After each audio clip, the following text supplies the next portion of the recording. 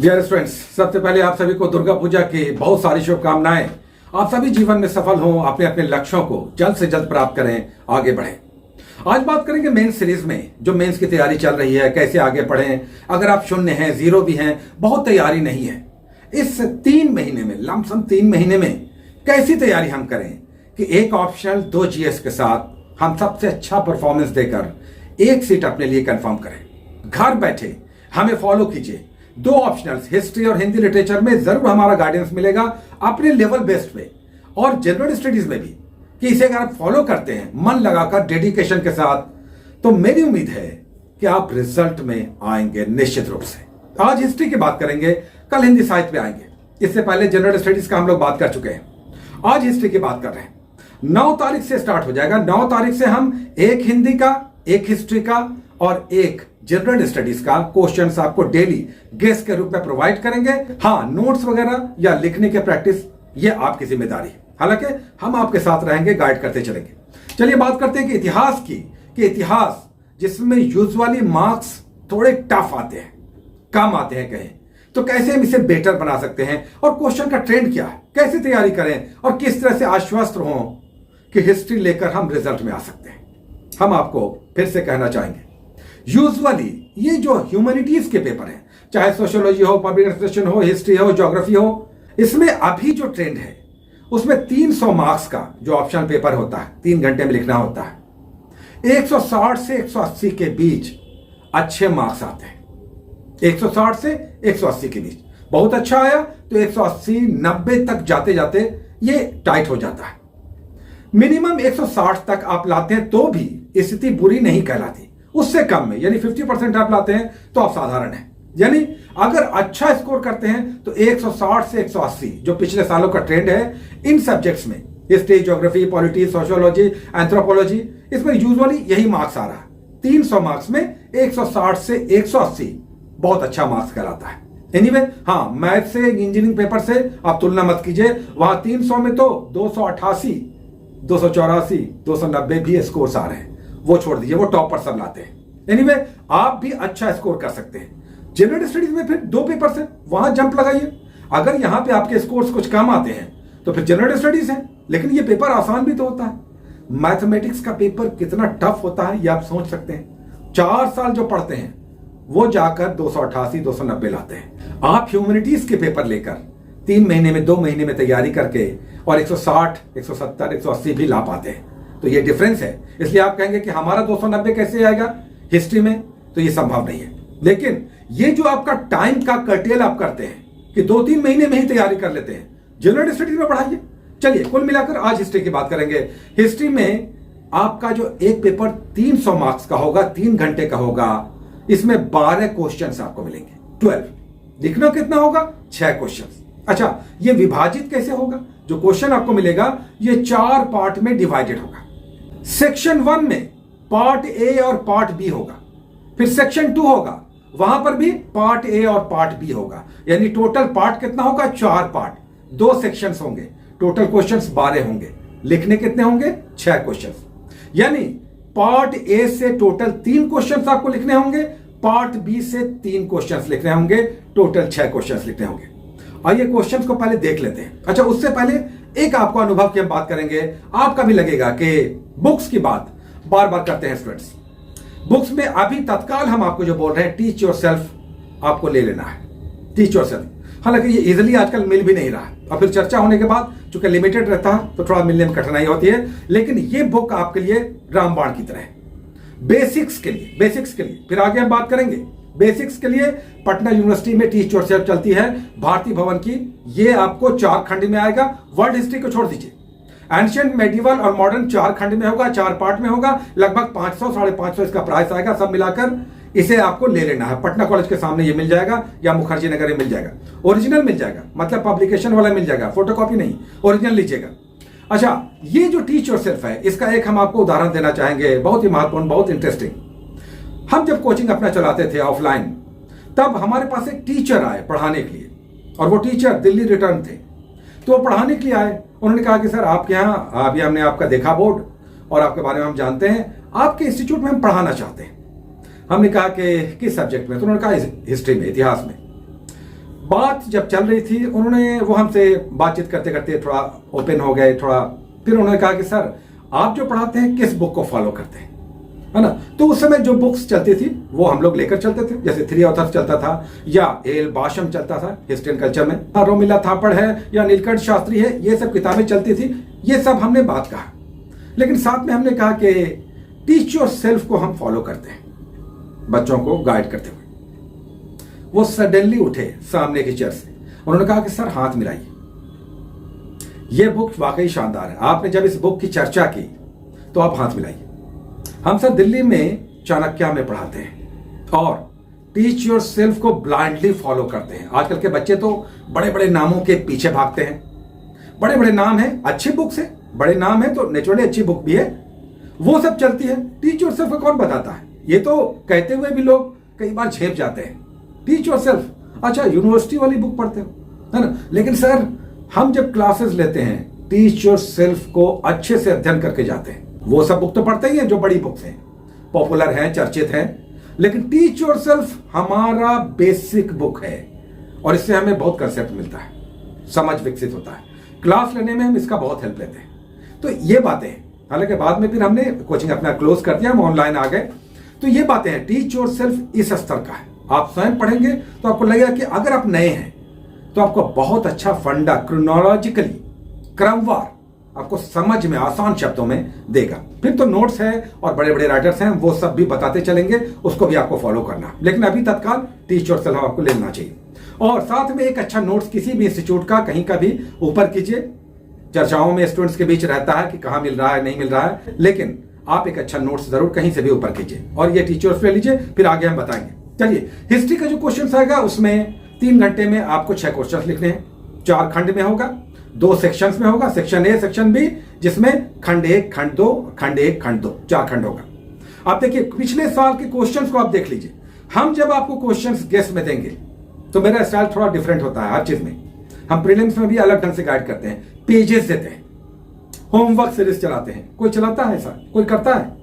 हम आपको देते हैं। अरे इट वर्क्स ड्रास्टिकली, आपको ये दौड़ा देता है। और हमें पता है अभी प्रीलिम्स का एग्जाम हुआ है और कैसे कैसे छात्रों ने कहा कि सर इस कोर्स हो रहा है ना, हम मेंस में होपफुल हैं। एनीवे, तो ये आपका 3 खंड में होगा। जब हम आपको चलाएंगे तो एक एक क्वेश्चन देंगे और टॉपिक पर आपकी हम पकड़ बनवाएंगे। टॉपिक पर, जैसा हमने कहा कि जैसे इंडस वैली सिविलाइजेशन है तो पूरा कंसेप्ट आपका क्लियर रहना चाहिए। मौर्यकाल मतलब मौर्यकाल, एक क्वेश्चन नहीं, मौर्यकाल का पूरा कंसेप्ट, ताकि किसी तरह का क्वेश्चन आए हम बना लें।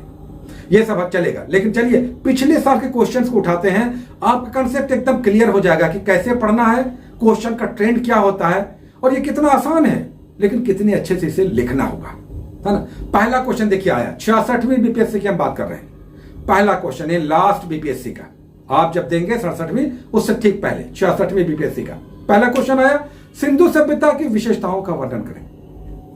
बहुत प्लेन, बिल्कुल सिंपल क्वेश्चन। अब इसे लिखना चुनौतीपूर्ण है। क्वेश्चन तो बहुत आसान हो गया, बहुत सिंपल हो गया, इसे आपको ब्यूटीफाई करना है, सारे कंसेप्ट फैक्ट्स पॉइंट वाइज डाल करके, और एक अच्छा आंसर आपको लिखना है। कितने देर में? 3 घंटे में 6 क्वेश्चन। इंडस से एक क्वेश्चन यूजुअली आता है। सेक्शन ए में टोटल 3 लिखना है, तो किसी से आप 1 लिखेंगे, किसी से 2 लिखेंगे, है ना, 3 आपका पूरा हो जाएगा। दूसरा क्वेश्चन आइए, दूसरा क्वेश्चन देखिए, मौर्यकाल के बारे में आया, मौर्यकाल का केंद्रीय प्रशासन। अब जब हम आपको मौर्यकाल के क्वेश्चंस देंगे तो 3 क्वेश्चंस बनते हैं। एक, मौर्यकाल का प्रशासन जो इस बार आप ही किया, मौर्यकाल की सामाजिक आर्थिक व्यवस्था और अशोक का धम्म। एक और हम ऐड कर देंगे आपका, ताकि कंसेप्ट आपका क्लियर रहे, मौर्यों का पतन। 4 क्वेश्चंस में मौर्य का पूरा चैप्टर आपका क्लियर हो जाएगा, क्वेश्चन आपका छूटेगा नहीं। देखिए यहां आया, जैसे हमने पिछली बार भी यही कहा था कि अगर मौर्यकाल करना 3 क्वेश्चन कर लीजिए, सामाजिक आर्थिक व्यवस्था, मौर्यकाल का प्रशासन और अशोक का धम्म। एनीवे, ये आपका हो गया मौर्यकाल और सिंधु सभ्यता से। तीसरा क्वेश्चन अनएक्सपेक्टेड आया, गुप्त काल में कला के क्षेत्र में जो उपलब्धियां थी उसके बारे में लिखना था। लेकिन इस सेक्शन से अधिकतम 2 क्वेश्चन, मिनिमम 1 क्वेश्चन आपको लिखना था, ये कंपलसरी था। तो 2 क्वेश्चन तो आ गया, एक इंडेक्स हो गया, एक मॉलिक्यूल। चलिए ये सेक्शन पूरा हो गया। दूसरा पार्ट देखते हैं, पार्ट बी। सेक्शन 1 में पार्ट बी देखते हैं। इसमें विजयनगर साम्राज्य आया। ये क्वेश्चन भी थोड़ा सा अनएक्सपेक्टेड था। उसके बाद जहांगीर आया और उसके बाद मराठा आया। अब इस सेक्शन से आपको केवल एक क्वेश्चन लिखना था। चूंकि पूरा सेक्शन 1 में अधिकतम 3 क्वेश्चन आपको लिखने हैं, किसी एक खंड से 2 क्वेश्चन, मिनिमम 1 क्वेश्चन। तो यहां पर 6 क्वेश्चन हैं, इससे आपको 3 क्वेश्चन लिखना था। आपका सिंधु सभ्यता हो गया, आपका मौर्यकाल हो गया, और यहां पर पार्ट बी से विजयनगर, जहांगीर और मराठा पेशवा के बारे में लिखना था। इन तीनों में से कोई एक भी अगर आप जान रहे थे तो आपका सेक्शन 1 में 3 क्वेश्चन कंप्लीट हो रहा है। अब देखिए यहां पे दिक्कत क्या है, जहांगीर यूजुअली लोग नहीं पढ़ते हैं। अगर हम मुगल काल की बात करें तो औरंगजेब हो गया, अकबर हो गया और शेरशाह, ये यूजुअली 3 क्वेश्चंस लोग करते हैं। जहांगीर यहां पे आ गया, मान लेते हैं ये टफ क्वेश्चन था। विजयनगर साम्राज्य में अगर आपने नहीं किया, लेकिन मराठा यूजुअली हर साल स्टूडेंट्स करते हैं। इसमें 2 क्वेश्चन, एक शिवाजी के समय और एक शिवाजी के उत्तराधिकारी जो पेशवाओं का काल है। 2 क्वेश्चन करने होते हैं, 1 क्वेश्चन आ जाता है, तो 1 क्वेश्चन यहां से आ गया, यानी सेक्शन 1 में 3 क्वेश्चन आपका कंप्लीट हो गया। चलिए सेक्शन 2 में, जिसमें पार्ट ए और पार्ट बी होगा, यानी मॉडर्न और वर्ल्ड हिस्ट्री होगा, इसे देखते हैं। अब देखिए मॉडर्न में बहुत बड़ा सिलेबस होता है और क्वेश्चन में भटकाव की स्थिति बहुत बनती है। यहां पर आ गया औपनिवेशिक काल में शिक्षा आ गया, उसका 19वीं 20वीं शताब्दी में राजा राम मोहन राय का योगदान आ गया, और तीसरा आ गया असहयोग आंदोलन।